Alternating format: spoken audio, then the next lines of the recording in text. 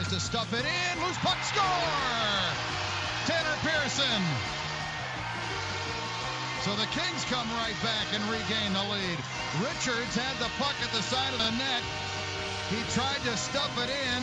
Save was made. The puck was in the air, and it was knocked in out of the air by Tanner Pearson. And the Kings back in front. It's 3-2. KABC on the call in the city of La La as the LA Kings put the biscuit in the basket. That wound up being the final score, 3-2. The LA Kings knock off the Carolina Hurricanes. That's their 10th win at home, 11th overall. They are 11-5-4. Home stretch here on the Afternoon Locker Room, 14 before the hour. Alvin Washington in the building. The Afternoon Locker Room, of course, brought to you by Gigahertz, and that's where we come in. Thanks to the Lake County Sports Network for simulcasting us. As always, getting your last-minute calls and stuff, 573-200-6505. You can also hit us up on the Twitter at ASN Plus or at Arena Sportsnet, and of course the Facebook page, The Afternoon Locker Room. Other scores across a crowded NHL Thursday: Ducks over Canucks 4-3. That was in a shootout. Perry with the winner in extra shots. Also, extra shots go to the Florida Panthers 3-2 over the Sharks. Panthers picking up their 7th win of the year. 2 goals in regulation from Nick Bukestad allowed the Panthers to get into the extra period and pick up that extra point. Capitals top the Avalanche that final 3-2. Backstrom and Ovechkin pick up their goals. Nice tip in by Patrick Kane on the backside. The go-ahead goal in the third gives the Blackhawks a 4-3 victory over the Calgary Flames. The Blackhawks picking up their 11th win of the year. Stars top the Coyotes 3-1. Eakin, Kingberg, and Spezza all picking up goals there. Red Wings overtake the Jets on a 2-goal flurry in the third. They win this one 4-3 despite a goal from former Blackhawk Dustin Byfuglien. Habs top the Blues 4-1 for their 15th win of the year.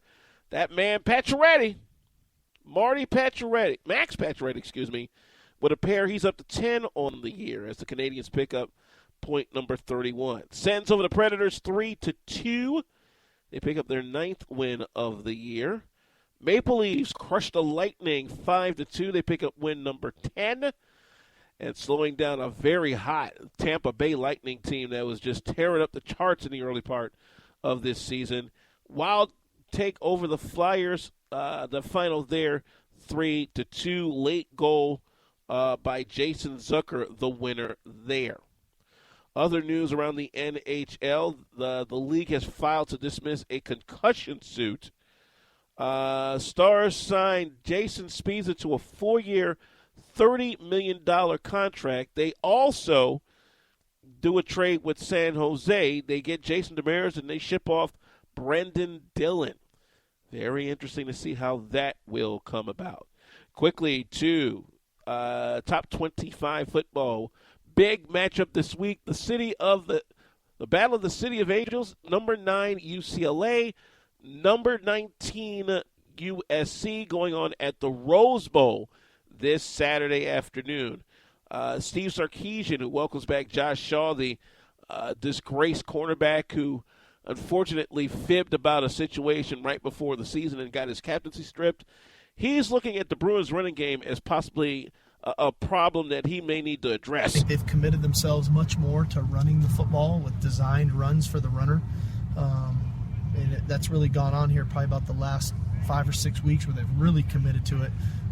You can see his comfort level running it. They utilize him a lot in the screen game. He's been effective catching the ball out of the backfield. So it just presents more problems. Again, that's coming up on Saturday in the Pac-12 Conference. USC number 19 and UCLA number 9. And matter of fact, Jim Mora on the flip side said, if you want to compare rivalries, this is one of those rivalries you got to put in the mix. You know, in the NFL, you really don't have rivalries.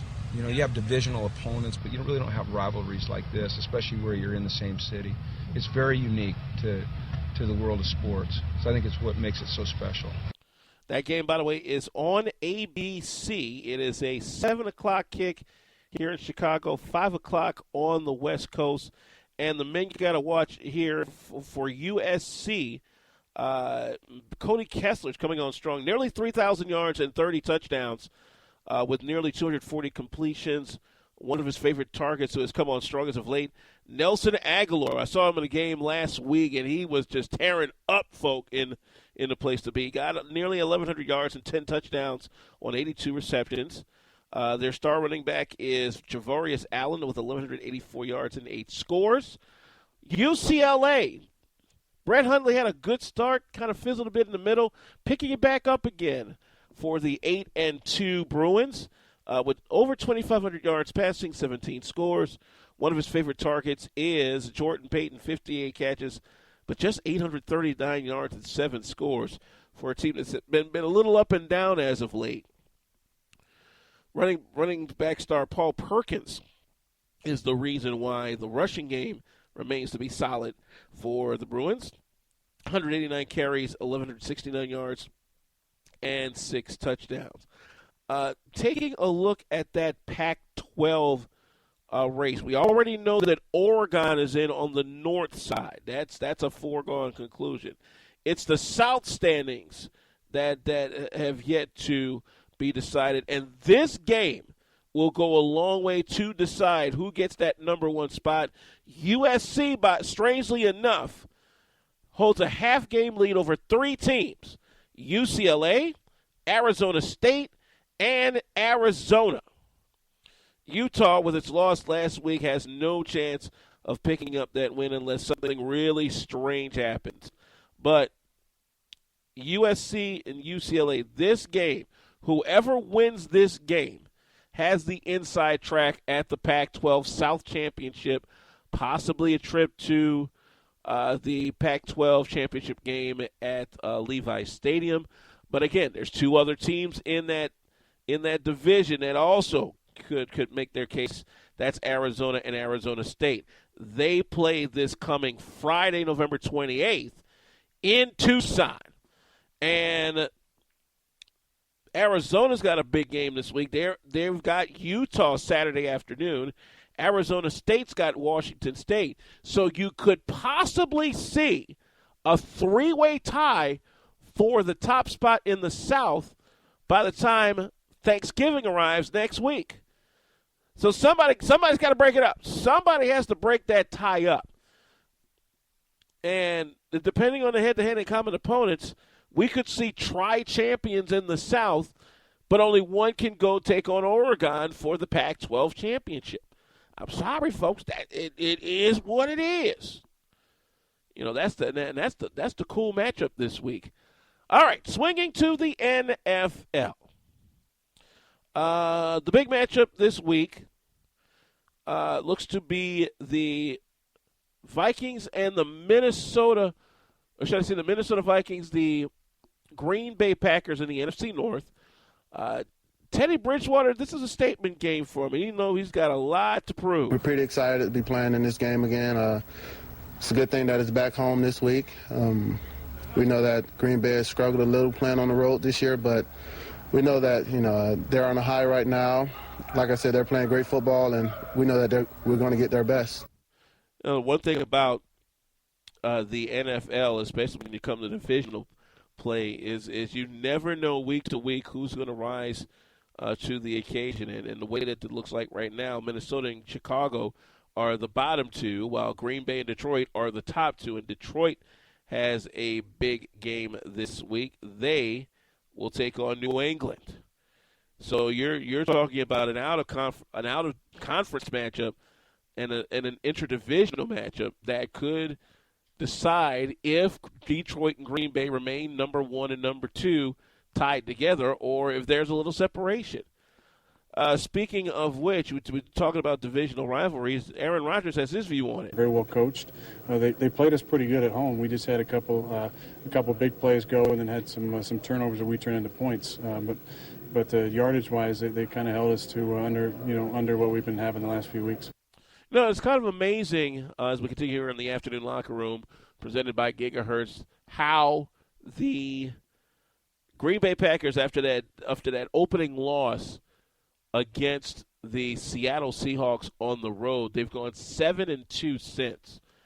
And in that run, they've blown out some pretty heady ball clubs, among them NFC East leader Philadelphia. They put a 50 spot on Philadelphia, and I think I still hear squawking now about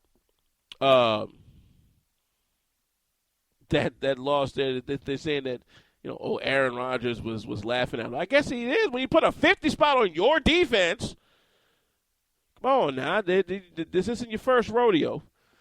And what it also did is it created a 4-way tie for second in the NFC, because not only is Philly at 7-3, not only is Green Bay at 7-3, Detroit is 7-3, and Dallas is 7-3.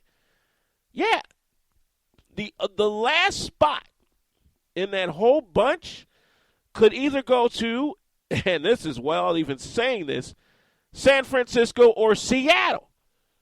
Yeah, the Super Bowl champions are fighting for their playoff life right now. Who would ever thought we would say that this deep into the year? But this has been a very strange year in the NFL. And as we get to our topic du jour, presented by Strack and Van Til,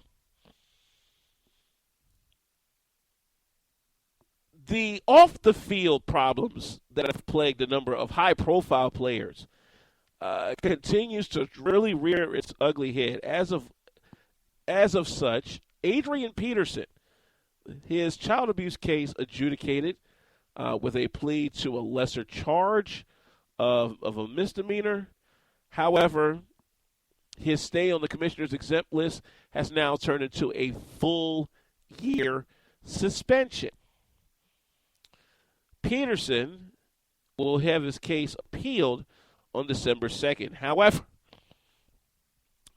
he, in an interview with USA Today, and some insiders say may have been orchestrated by the NFLPA, in it, Adrian Peterson mentions about understanding that what he did was wrong, that he will not use anything remotely to what he used on his 4-year-old son again, and that he is taking steps to make sure that his head is on straight and become the better role model that he should have been in the league but more importantly, he wants to be that role model to his sons. What complicates this matter is the fact that the son he hit doesn't stay with him full time. And that was also the same son that precipitated the fight, which made Adrian Peterson give him those whelps. Yes, the young kid was 4 years old. We got that. But where did the kid get the gumption to start fighting people? See, that's the part of the equation that has still not been answered. Where did this little 4-year-old get the gumption to start fighting his siblings? See, let's ask the mother of that kid that question. No, we can't ask her that. We don't want to lose our female audience in the NFL. Tough. True leaders make tough decisions, and I'm sorry, but Roger Goodell hasn't made too many tough decisions as of late. I asked the question again that I asked a couple of days ago. Who in the hell are you to tell a grown man how to raise his child? Huh? Last I checked, nobody's checking for your kids. I'm prayerful that you raised them the right way, but who are you to tell another grown man how to discipline his kids? You know, what might be good for you, what might be good for a couple of other folks, may not necessarily be the way Adrian Peterson does it.